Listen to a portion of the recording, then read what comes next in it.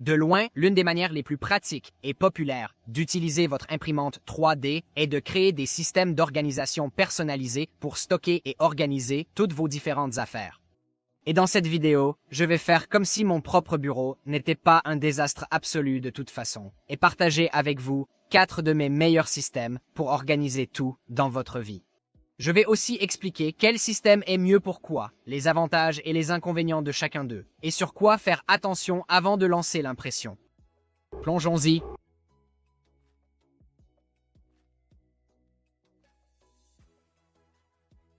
Dans un instant, je vais vous montrer comment amener vos tiroirs au niveau absolu suivant en matière d'organisation de petites choses ou d'avoir des recoins sur mesure pour chaque chose. Mais d'abord, je veux partager ce système d'organisation plus basique, qui est vraiment idéal pour trier des articles plus grands ou des articles que vous n'anticipez pas de réorganiser souvent, tout en économisant du filament par rapport aux autres systèmes que nous allons voir.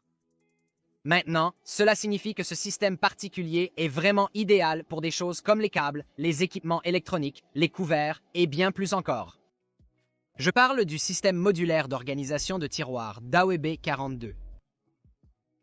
Comme chacun des systèmes que je vais vous montrer tout au long de la vidéo, il est entièrement personnalisable.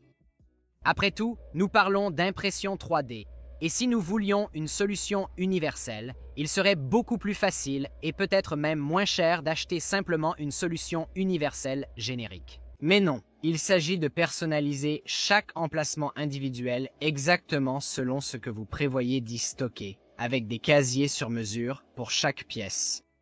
Pour commencer, vous devez vraiment déterminer quel profil vous voulez, que ce soit des pièces intérieures inclinées, simples ou rectangulaires, puis commencer à mesurer.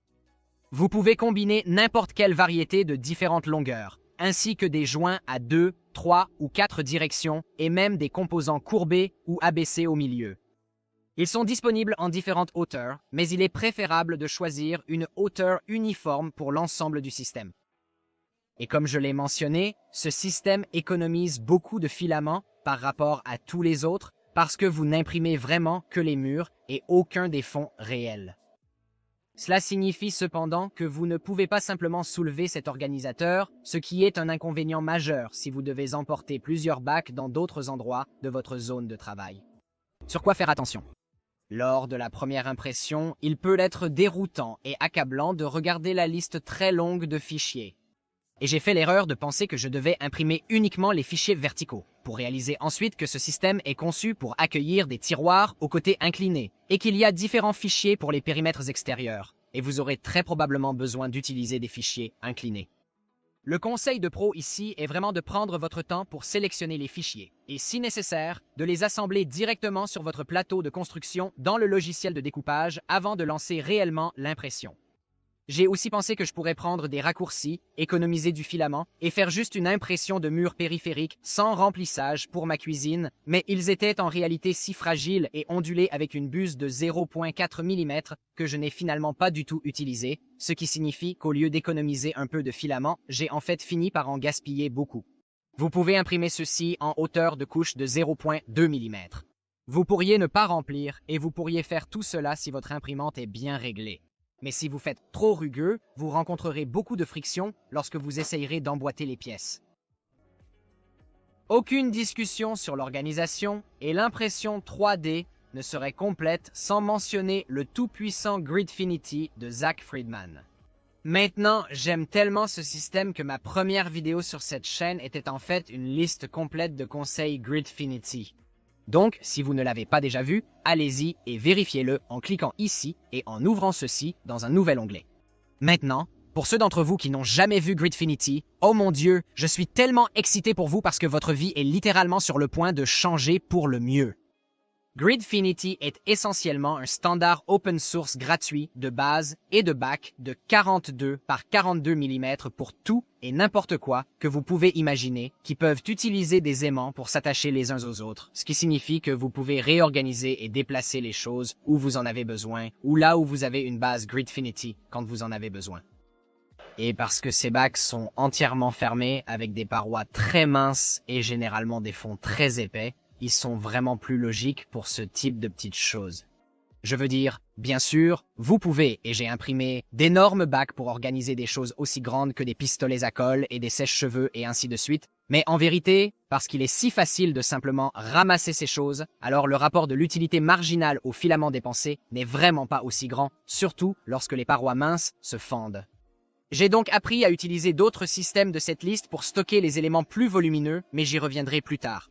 Maintenant, depuis l'enregistrement de ma première vidéo, la communauté de Gridfinity a vraiment grandi avec un site web, une communauté Reddit, une discussion Discord, des bibliothèques SCAD ouvertes pour créer vos propres modèles et bacs personnalisés, et vraiment une énorme explosion de modèles prêts à l'emploi pour à peu près tout ce que vous pourriez jamais vouloir. Tellement que Tanks.com a dû ajouter une section entière Gridfinity sur leur site web. Maintenant, une chose que j'ai personnellement changé dans la façon dont j'utilise Gridfinity depuis lors est que, en raison des contraintes d'espace, je profite vraiment davantage de cette troisième dimension, la hauteur et l'empilement des bacs, là où cela a du sens. Par exemple, en mettant des tailles plus longues du même diamètre de boulons l'une en dessous de l'autre. Et j'ai également profité des avantages d'avoir Gridfinity à de nombreux endroits différents tout au long de mon flux de travail. J'ai les bacs à divers endroits dans mon abri de jardin. Je les ai à côté de mes imprimantes, sur mes tiroirs et dans mon mur de rangement en nid d'abeilles, ce qui me mène au mur de rangement en nid d'abeilles par Rastapé. Non seulement vous devez faire attention à la rotation de ceux-ci en vous assurant que les points alignés des hexagones sont sur l'axe des X ou l'axe des Y, mais notez également qu'il y a un devant et un derrière. Tout au long du processus d'installation des accessoires sur le mur, je n'avais aucune idée de pourquoi rien ne s'insérait assez bien. Je devais enfoncer et coller les objets, cassant souvent la moitié de ce que j'essayais de fixer au mur. C'est seulement alors que quelqu'un en ligne m'a fait remarquer qu'il y a un devant et un derrière et que je les avais montés à l'envers. Cela signifiait que les petites languettes de friction étaient immédiatement enfoncées lorsque j'essayais de les insérer dans le mur et qu'il n'y avait pas de bord pour qu'elles puissent s'accrocher une fois complètement insérées. Donc, je vais devoir refaire tout cela encore une fois. Donc, c'est amusant. Et c'est ce qui se passe quand il n'y a pas de communauté disponible, comme c'est le cas avec Gridfinity pour se renseigner et poser des questions. Alors, n'êtes-vous pas content de regarder cette vidéo et que j'ai pris l'initiative de créer une communauté Reddit pour nous tous afin que vous ne fassiez pas la même erreur que moi? Si c'est le cas, alors un rapide clic sur le bouton j'aime ou s'abonner, ou les deux, serait vraiment apprécié.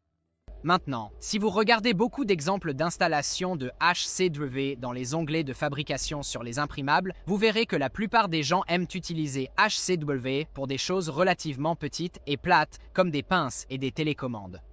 Mais personnellement, j'aime l'utiliser pour des choses un peu plus grandes, ou qui ne rentrent pas bien dans un tiroir ou un placard, mais dont j'ai besoin d'avoir facilement à disposition.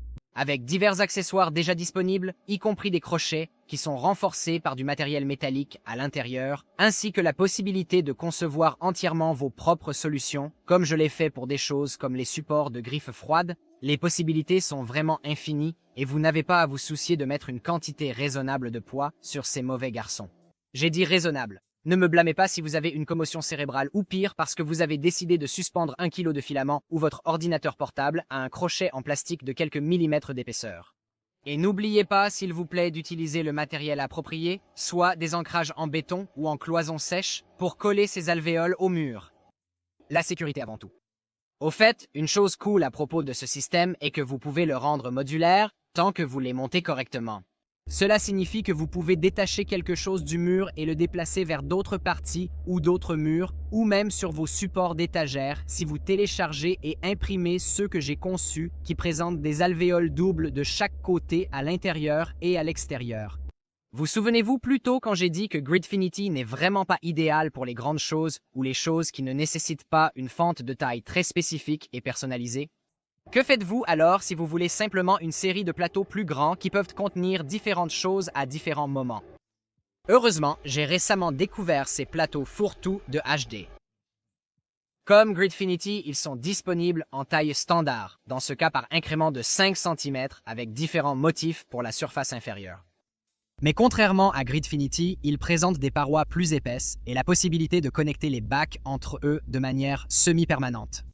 Cela signifie qu'ils peuvent être connectés de manière semi-permanente ou même permanente les uns aux autres pour créer des plateaux personnalisés que vous pouvez transporter en une seule unité, et contrairement à Gridfinity, il n'y a pas de plaque de base laissée derrière lorsque vous le faites et aucun risque que les bacs se séparent lorsque vous transportez un. Maintenant, à ce sujet, un mot de prudence ici, il existe différentes tailles, à la fois des connecteurs et des bouchons, bien que, comme vous le verrez, je n'ai pas du tout utilisé les bouchons parce que j'aime en fait l'apparence des rainures. Mais en fonction de la précision que vous souhaitez obtenir et des tolérances de votre imprimante 3D, vous pouvez et devez choisir à quel point vous voulez que les bacs soient solidement connectés. Imprimez d'abord quelques échantillons. Comme mon utilisation prévue pour le système est d'avoir une seule unité que je peux utiliser pour tout dégager de mon bureau lorsque je veux un espace de travail plus grand, j'ai opté pour les plus serrés possibles. De cette façon, lorsque je prends cette unité entière, je n'ai pas à me soucier de la détachement des bacs. Alors que, si je veux changer l'agencement à l'avenir, je peux toujours le faire en exerçant une force assez considérable. De plus, vous voudrez noter qu'après avoir demandé à HD via des messages privés de mettre à jour le design, la version la plus récente des bacs les rend empilables afin que vous puissiez éventuellement faire une couche inférieure de bac fixe et ensuite empiler une deuxième couche de bac amovible sur le dessus si vous le souhaitez. Si vous avez déjà imprimé les anciennes versions, ne vous inquiétez pas, les nouvelles s'empileront directement sur les anciennes. Voilà donc, mes 4 systèmes préférés pour organiser tout dans ma vie avec l'impression 3D. Je vais être honnête, mon bureau est encore un tel désastre 80% du temps que je n'ai nulle part où m'asseoir, mais c'est un autre problème pour une autre vidéo. Et si vous faites partie de mes incroyables supporters Patreon qui m'aident à résoudre cela en obtenant un studio à plein temps, alors je vous apprécie énormément. Après que les dernières vidéos aient complètement dégénéré et causé beaucoup de stress pour moi et mon monteur vidéo, je fais vraiment de mon mieux pour rendre ces vidéos beaucoup plus courtes et beaucoup plus précises. Si vous voulez voir une vidéo de suivi avec d'autres impressions 3D liées à l'organisation que ma famille et moi adorons, ou mes impressions de jardinage préférées, dites-le moi dans les commentaires ci-dessous. Merci d'avoir regardé jusqu'au bout et merci à mes supporters Patreon pour leur aide dans l'espoir de transformer cela en travail à plein temps bientôt. On se voit dans la prochaine vidéo.